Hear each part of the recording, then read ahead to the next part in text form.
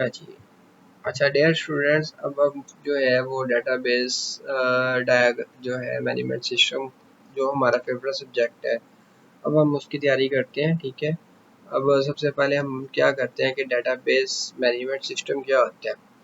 Database management system एक set of programme है जिसके अंदर हम अपने डाटा को क्रिएट करते हैं और डेटाबेस के अंदर अपने डाटा को मेंटेन करके स्टोर कर रहे होते हैं। डाटा क्या होता है, हम किसी भी रहा फैक्ट्स फिगर जो है, किसी भी कॉलेज एडमिशन्स को एक फॉर्म है उसका डाटा जो है हम कलेक्ट करके डाटा मल्टीपल डाटा उसको कलेक्ट करके इंफॉर्मेशन को कलेक्ट करके जो है वो हमारा डाटा बनता है। डाटाबेस में क्या करता है, हम अपने डाटा को स्टोर कर रहे होते हैं। अच्छा, डिफरेंस बिटवीन डेटाबेस डायग्राम और जो है वो है rational database diagram system. DBMS का मतलब होता है डेटाबेस मैनेजमेंट सिस्टम और आरडीबीएम का होता है रैशनल डेटाबेस मैनेजमेंट सिस्टम। ये क्या कर रहा होता है, ये हमारा जो है वो टेक्नोलॉजी स्टोर करता है डेटाबेस के अंदर फॉर्म की शक्ल में, जबकि डाटा को स्टोर कर रहा होता है टेबल्स की शक्ल में।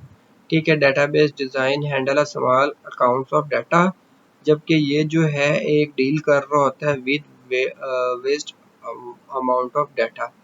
उसके बाद जो है मतलब बड़े डाटा के साथ वो प्रोवाइड करता है सपोर्ट ओनली सिंगल यूज़र, मतलब डेटाबेस जो है सिंगल यूज़र के साथ काम करता है, लेकिन ये क्या है मल्टीपल यूज़र को एट अ टाइम सपोर्ट कर रहा होता है। फॉर एग्जांपल, अब आप एग्जांपल लगा लें वर्डप्रेस की। ठीक है, वर्डप्रेस के अंदर अगर आप संस्कृत डोमेन लेते हैं तो आप 3 4 5 यूज़र को सपोर्ट कर सकते हैं, लेकिन सॉरी होस्टिंग लेते हैं तो जैसे ही आप कॉस्टली होस्टिंग की तरफ जाते हैं तो उसके अंदर आपको RDBMS मिल जाता है, मल्टीपल यूज़र को आप एक्सेस कर सकते हैं, ईमेल बिजनेसेस मिलते हैं, मतलब जितना गुड़ डालो उतना मीठा वो हिसाब है। ठीक है, उसके बाद ये जो है ट्राइंग डिलीट एंड ड्रॉप। अच्छा, एसक्यूएल क्यूरी है truncate table command is use to delete complete data from exist table, और ड्रॉप का मतलब क्या होता है कि रिमूव कर देना हमारे किसी भी टेबल को। ठीक है, फॉर एग्जांपल अगर मेरे पास यहाँ पर एग्जाम इंस्टॉल है तो मैं आपको है इंस्टॉल, एक सेकंड में आपको दिखाता हूँ अगर मेरे पास कोई डाटा पड़ा हो तो।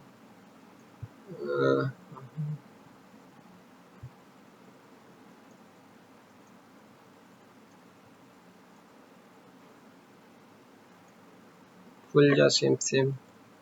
अच्छा, वो आपको मैं बाद में दिखा देता हूँ। अच्छा, ये हो गया। उसके बाद आता है ट्रिगर्स। अच्छा, ये क्या करता है, डाटा को स्टोर कर रहा होता है ऑटोमेटिकली रन कर रहा होता है इवेंट्स को आकर को डाटाबेस सर्वर के साथ। ये क्या कर रहा होता है कि इसमें हम अपने डाटा को जो है मैनिपुलेशन लैंग्वेज डीएमएल जो है उस डाटा में हम क्या कर रहे होते हैं, डिलीट अपडेट एंड इंसर्ट कर रहे होते हैं, डिलीट कर रहे होते हैं, अपडेट कर रहे होते हैं अपने डाटा को।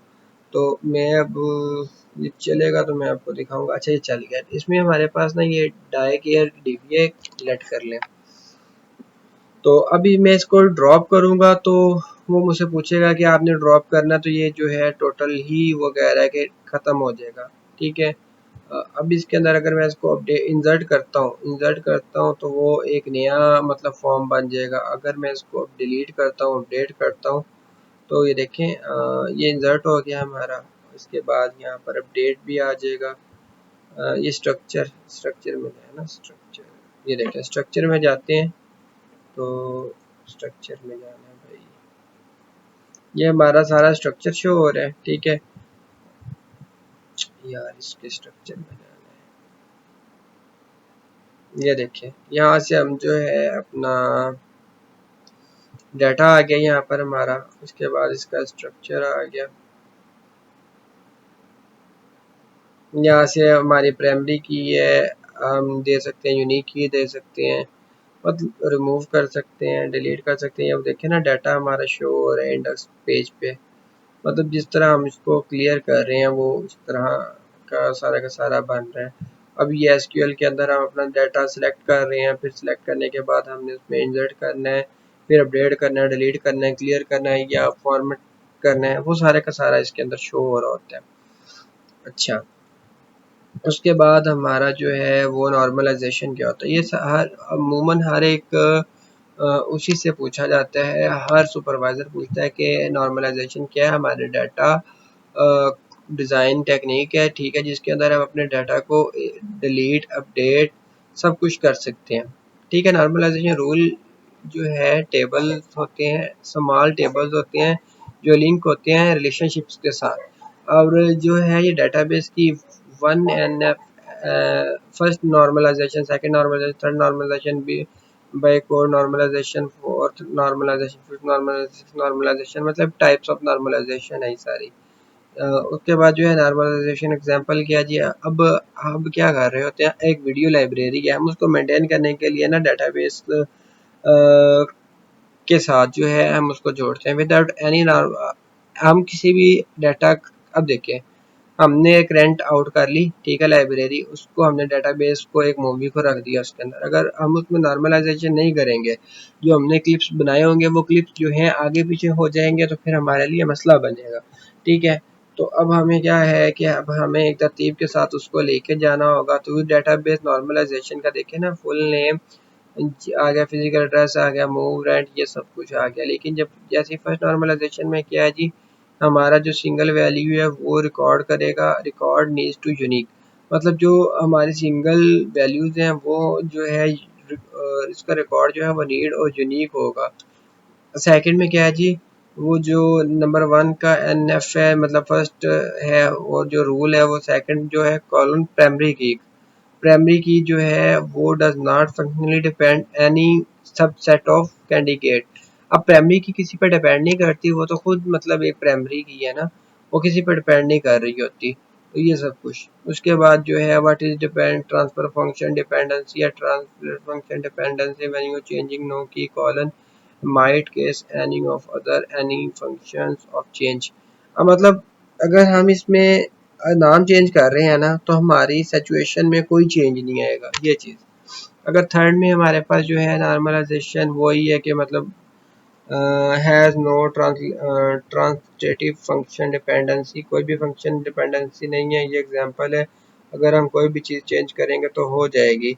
अच्छा, इसके अंदर क्या है, ये थर्ड नॉर्मलाइजेशन की तरह ही काम कर रही होती है, लेकिन इसका मोर देन वन कैंडिडेट की, इसका रिजल्ट क्या होता है कि मल्टीपल कैंडिडेट की इसके साथ होते हैं। इसमें क्या है, डाटा टेबल्स के अंदर if no data contain two or more independent describe relationship, there are four normalization। ये नहीं पूछता, बस वो फर्स्ट थर्ड 1 2 3 इस नॉर्मलाइजेशन का पूछता है और नहीं पूछता। अच्छा, उसके बाद आता है what are the key in database management system. तो इसमें क्या है जी कि डाटाबेस में हमारे पास सुपर की होती है, कैंडिडेट्स होती हैं, अल्टरनेट होती हैं, फॉर्जन होती हैं, कंपाउंड होती हैं, कंपोजिट होती हैं, उसके बाद रेड कीज होती हैं, सुपर की होती हैं और सिंगल्स की होती हैं। उस और उसके बाद जो की है डिपेंड कर रही होती है किसी मतलब टेबल्स के ऊपर, ठीक है। अब जो प्राइमरी की है वो एक्सेप्ट कर रही होती है null values, while a foreign key accept a multiple null values. ये जैसे अब एग्जांपल है कि 1122 या multiple first name last name, ये सब कुछ। टाइप ऑफ की जो है सुपर की, प्राइमरी की, कैटेगरी की, हमने ऑलरेडी आगे पढ़ लिया है। सुपर की क्या काम करती है, जो है वो ग्रुप्स। आगे हम ये जो है ना टाइप्स ऑफ की अगली वीडियो में पढ़ते हैं।